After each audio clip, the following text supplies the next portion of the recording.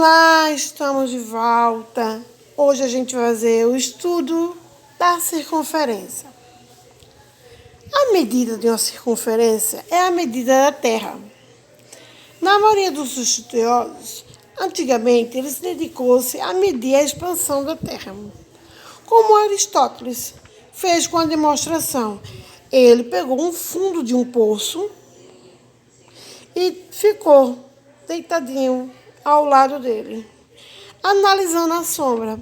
Se você olhar, se você pegar aqui um ponto qualquer, vou pegar esse ponto central aqui, ó, e vou colocar uma sombra nele.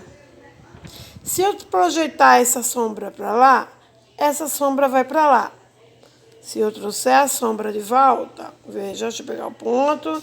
Se eu trouxer a sombra de volta, ela vem para cá. Se eu colocar ela de um lado só, ela não tem a projeção nos outros lados. Se eu pegar essa projeção e botar para o outro lado, deixa eu colocar desse outro ponto aqui, sem passar na frente, ela vai ter a sombra somente para cá. Então, quando a gente fala em um ponto qualquer, eu estou dizendo que ele ficou observando a sombra do Sol. E o que ele entendeu? Ele fez uma correspondência pelo Sol Estácios, que é o Sol do Rio Nilo, aonde ele fez uma análise e demonstrou sua preciosidade, onde ele ficou deitado verticalmente, observando o Sol. Ele observou que o Sol fazia a seguinte projeção: ele ia e ele voltava.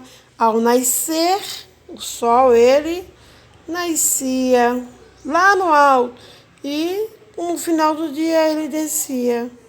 É o pôr do Sol. Então ele viu que iluminava e não iluminava o poço. Que aí então ele não tinha referência de uma circunferência nem de círculo. Então simplesmente ele fez um buraco no chão até chegar à água. Então, que eles chamavam de caçamba, ele jogava uma vasilhinha e tirava a água. Então, ao observar isso durante o Sol, ele verificou o tamanho da sombra que era projetada. E ele ficou impressionado com sua variação. No início da manhã, ela tinha uma sombra bem longa, com domínio, atingia vários pontos. Depois, ao fim da tarde, ao sol se pôr, ele observou que ela era uma sombra mais branda, tinha um comprimento menor, se a sua sombra demonstrava variações maiores ou menores, dependendo do horário. Então, ele observou e chegou à seguinte conclusão: que de manhã era mais quente e à tarde era mais frio. Então, e frio no final da tarde, de manhã é nascer do Sol e à tarde torna-se o pôr do Sol. Então, quando a sombra é mínima, ele está se pondo. Se você observar no verão, ele tem uma ampliação bem maior. E o Sol é mais quente, ele está mais no alto. Ele está no centro aqui, ó. Quando ela fica no centro, ele projeta para todos os lados. Então, ele tem sombra para todos os lados, mas uma sombra quente, porque a ampliação dele está bem maior. Então, o Sol, como ele chamou de Sol estácio, é o Sol estático, que é apresentado diretamente à posição vertical na nossa varanda, quando o Sol está lá chegando, quentinho, num ângulozinho de 180 graus, projetando para 270.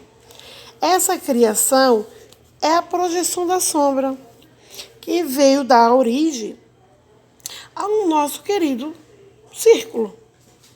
Quando ele criou, ele fez a projeção dele e determinou que pela altura do Sol em relação à Terra, ele teria que ser redondo.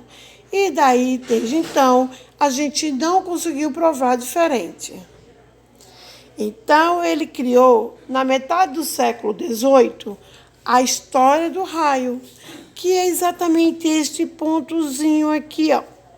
Lembra que eu te falei nesse instante que se ele pode ir para lá e para cá, se eu botar ele para um lado do Sol, ele simplesmente projeta para cá. Se eu colocar ele somente para o outro lado, ele somente projeta para o outro lado. Então, ele disse que essa linha que vai deste ponto para o ponto do círculo chama-se de raio. E ele fez uma projeção de cálculo, onde ele pegou a distância da Terra em relação ao Sol, chegando aproximadamente em 3,144 bilhões 529.2.635 mil.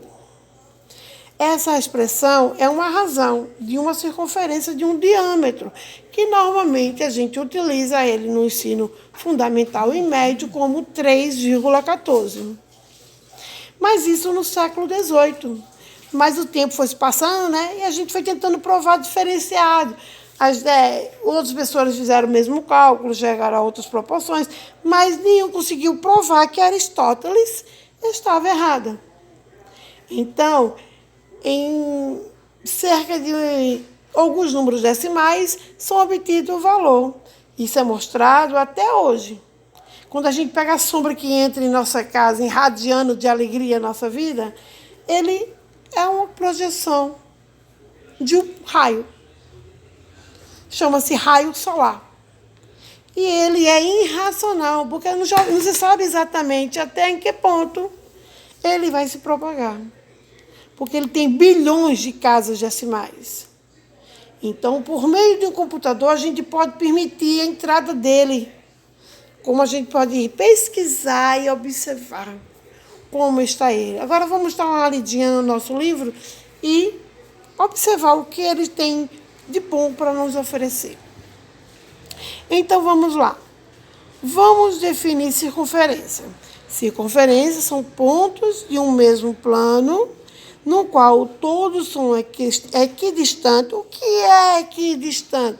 Equidistante, vamos dizer, de mim a você, ou de você a mim. A gente estamos à mesma distância. O que nos separa é o meio de comunicação. Então, no momento que você vê esta aula, você vai ter este ponto de acesso ao seu ponto de acesso. Então, é uma equidistante. Tanto faz eu acessar minha plataforma ou você acessar a sua plataforma. Estamos equidistantes. É como se tivesse o A e o B interligado por uma reta e o A fosse até B ou o B fosse até A. Então, esses pontos são equidistantes. Então, quando ele se relata aí, é o mesmo plano no qual são equidistantes de um mesmo ponto, que se chama centro. Quer dizer, ele está dizendo aqui, ó, que este pontinho aqui, este ponto tem a mesma distância para cá, para lá. Quer dizer que esse Sol que está em mim irradiando neste momento, ele está ali irradiando ao mesmo tempo, indiferente no ponto que você esteja. Então, ele é uma circunferência. Quando a gente fala de circunferência, tem um ponto no meio. Já em relação, é importante destacar que qualquer segmento de uma extremidade concentra em outro ponto de uma circunferência, que a gente chama exatamente o raio, que eu estava te explicando agora. Já em relação ao círculo, circunferência externa com ponto. Círculo, superfície plana limitada de circunferência de modo simples de um círculo. Região interna de uma circunferência. Quer dizer que o círculo, é essa região todinha aqui, ó. Todo esse espaço que está aqui interno pertence ao círculo. Então, sempre que a gente tiver que diferenciar de uma circunferência para um círculo, leve isso para a vida de vocês, porque vocês vão estudar isso até o ensino médio, no mínimo, que eu tenho certeza que eu vou ter muitos doutores, advogados por aí. E dê orgulho que foram meus alunos. Então, vocês vão pegar esse ponto como referência. Então, lembre, a parte externa é circunferência. A parte interna é círculo. A parte externa do relógio é uma circunferência. O decorrer dos ponteiros do relógio é um círculo. É essa a diferença da circunferência para o círculo. É importante você observar o estilo que pertence a essa circunferência. Se ele pertence ao círculo. Existe ponto do círculo que pertence à circunferência? É claro que se eu estou aqui dentro, eu posso pertencer a ela, né? Ou não posso pertencer a ele. Depende da posição que é colocada. Então, a gente deixa para a próxima aula corda de um diâmetro. Mas vou deixar para vocês uma atividade bem diferenciada. Eu quero que você tire fotos de objeto que tem na sua casa com formato de circunferência, no mínimo 2, e 2 fotos com formato de círculo. E coloque por escrito, por extenso, no seu caderno. Ou então, quando arquivar, não, faça melhor, arquive as fotos na plataforma e escreva lá por escrito a diferenciação de cada um. Por que esse objeto é círculo ou circunferência? Ok? Então, até a próxima aula e bons estudos!